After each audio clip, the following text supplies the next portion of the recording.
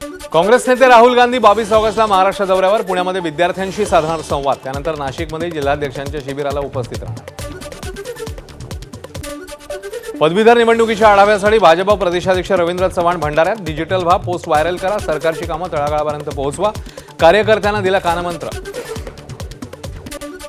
मुख्यमंत्री फडणवीस यांच्या हस्ते मलबार हिल इथल्या हाय माउंट राज्य अतिथीगृहाचं उद्घाटन। नव्या अतिथीगृहात 57 सुसज्ज कक्ष, व्हीव्हीआयपींसाठी आधुनिक सुविधा।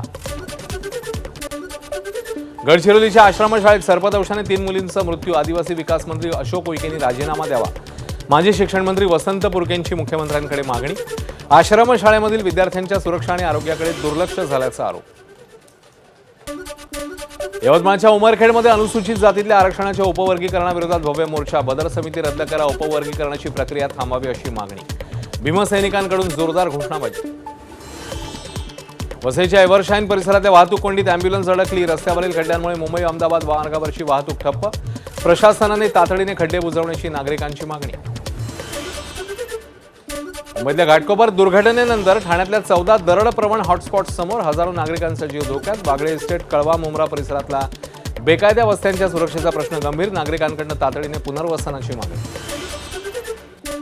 लातूर शहरातील अनेक भागात रस्त्यांची दुरवस्था। बार्शी रोडला समांतर मार्गावर मोठमोठे खड्डे, खड्ड्यांमुळे वाहनधारक त्रस्त। प्रशासनाचं दुर्लक्ष। अमरावतीत ऑनलाईन ॲपद्वारे शेकडो नागरिकांची लाखो रुपयांची फसवणूक। गुंतवणुकीनंतर ॲप अचानक बंद। प्रहार संघटनेची सायबर पोलीस ठाण्यात गुन्हा दाखल करण्याची मागणी।